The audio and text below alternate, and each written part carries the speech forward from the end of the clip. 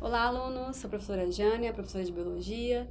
Vamos continuar estudando sobre o grupo Seres Vivos. Hoje a gente vai aprender sobre o filo molusca e, na verdade, a gente vai falar precisamente sobre a sua classificação. No tópico anterior a gente aprendeu sobre a sua biologia, suas estruturas, né, as particularidades dentro do filo molusca. E hoje nós vamos aprender sobre a classificação desse grupo, né, quais são as características que fazem com que eles sejam divididos, assim como a gente aprendeu lá em taxonomia. A abordagem desse conteúdo encontra na apostila de estudo de vocês, na página 50 a 51. E conforme a gente falou sobre a classificação desse grupo, eles se organizam em 3 principais classificações. Tem outras? Existem outras? Existem outras, né?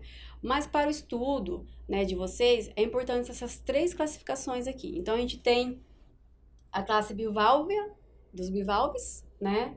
A gente pode chamar eles também de pelicípodes. Tem a classe dos gastrópodas e tem a classe dos cefalópodes. Então, hoje a gente vai ver cada classe, cada um com as suas diferenças morfológicas, né, os seus habitats, a sua forma de reprodução. Então, a gente começa falando da classe bivalva, né, ou pelecípodes, como ainda traz alguns livros. Quando a gente fala desse grupo aqui, a gente lembra que eles têm duas valvas, né, ali, 2 conchas, que envolve eles, diferente, por exemplo, dos caracóis, que tem apenas uma concha. Então, por isso que eles chamam bivalves, bi de 2, tá? Eles são moluscos marinhos ou pode ser animais de água doce.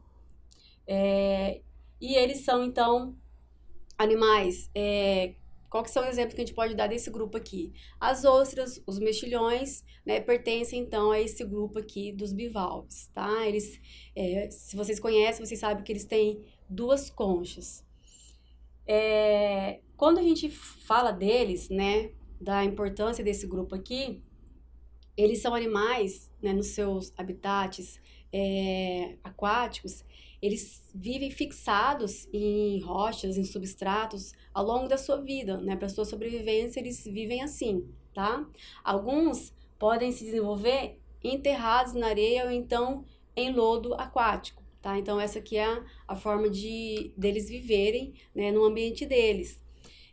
Então, aqui a gente tem algumas imagens que ilustram, né, alguns representantes dessa classe, como as ostras, né? As ostras são aquelas super conhecidas porque elas produzem pérolas, né? Depois a gente vai falar sobre isso. Aqui a gente tem mexilhão e aqui a gente tem vieiras, né? E também a gente sabe da importância desses animais aqui na gastronomia, né? Então, pessoas, né, que se alimentam desses animais. Então, essa aqui é a característica, né, morfológica desses animais. Então, a gente fala que eles são bivalves porque eles possuem ali 2 válvulas, tá? Que protege toda a estrutura, né, do corpo dele, né? O manto, né? Os pés são dotados de pés os pés desses animais aqui são estruturas bem definidas, né? Estruturadas para eles conseguir fazer esse processo de fixação, né, nos substratos. Falando então da classe gastrópoda, a gente vai lembrar de alguns animais, como o caracol, como os caramujos, tá? As lesmas. Nesse grupo aqui, eles possuem conchas, né? E são uma única concha, né? Então, eles são univalves. E também tem grupo que não tem concha, como as lesmas, tá?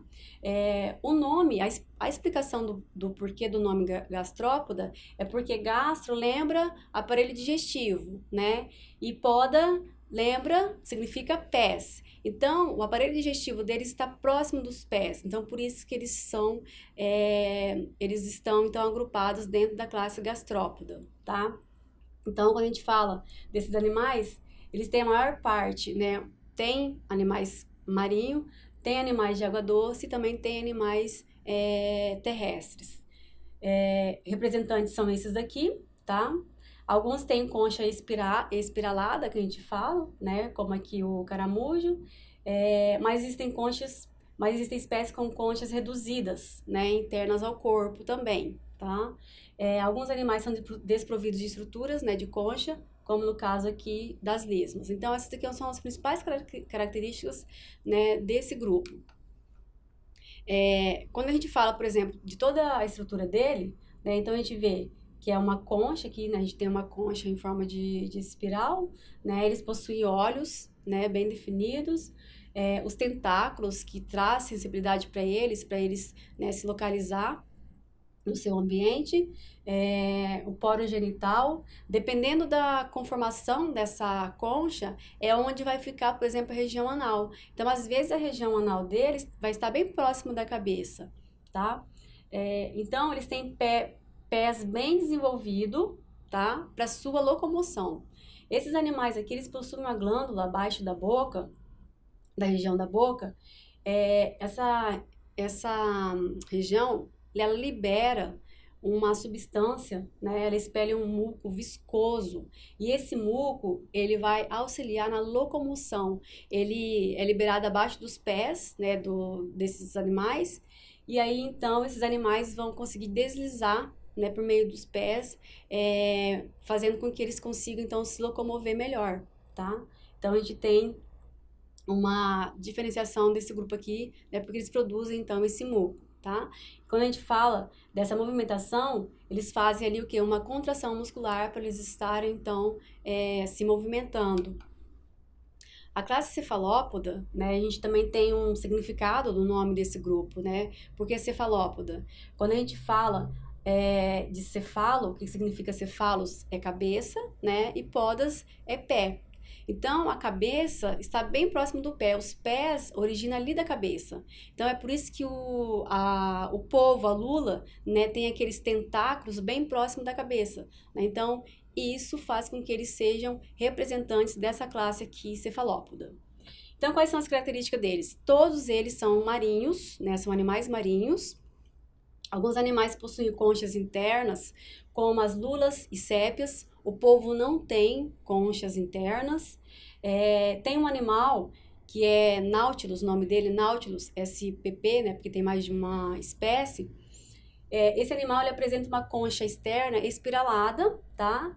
Que tem várias câmeras, como está mostrando aqui na foto, né? Tem várias câmeras aqui, né? E é um diferencial desse grupo, né? Desses animais, tá? Eles são bem desenvolvidos, né? E musculosos, né? Para sua movimentação, além de serem divididos em tentáculos com ventosa. Então, além deles terem aqueles tentáculos enormes, ali possuem ventosas para eles poderem estar se fixando, absorvendo alimento, tá?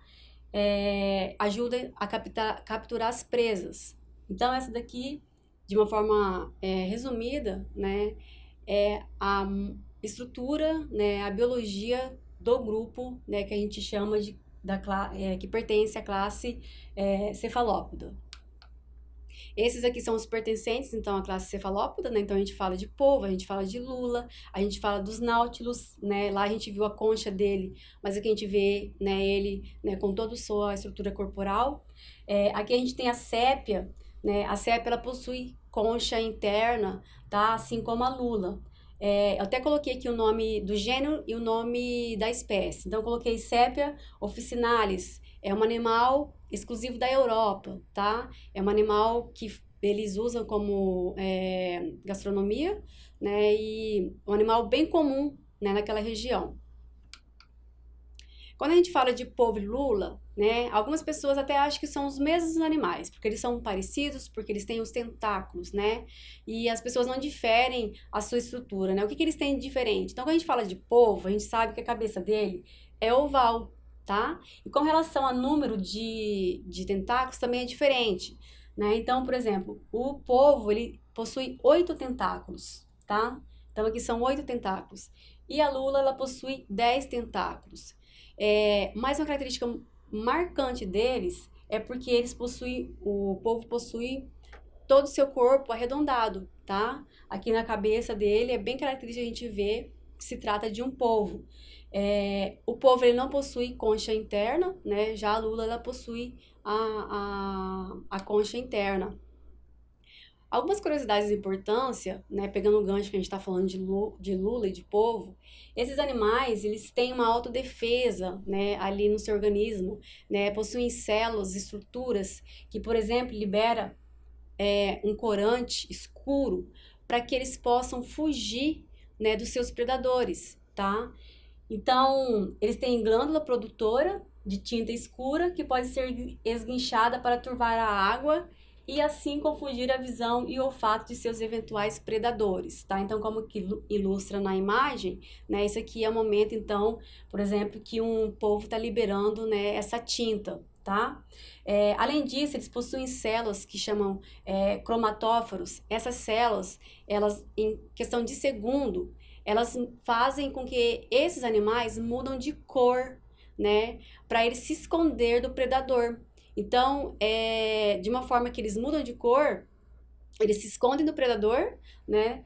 Conforme aquele ambiente que ele está, né? Então, por meio da estrutura, né, epidérmica portadora de pigmento, capaz de determinar uma mudança em sua coloração, de modo a camuflá-los eles. Por quê?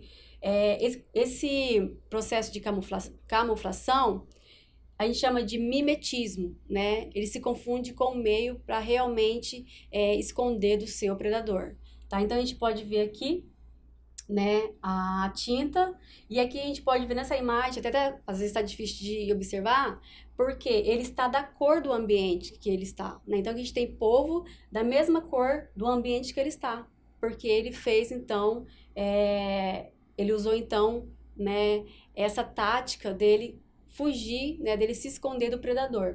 E essa tinta escura que é produzida por esses animais aqui, ela também é utilizada na culinária, como mostra essa foto aqui do meio, né, é uma massa que foi ali então para temperar essa massa, né, foi utilizada então a tinta escura desses animais.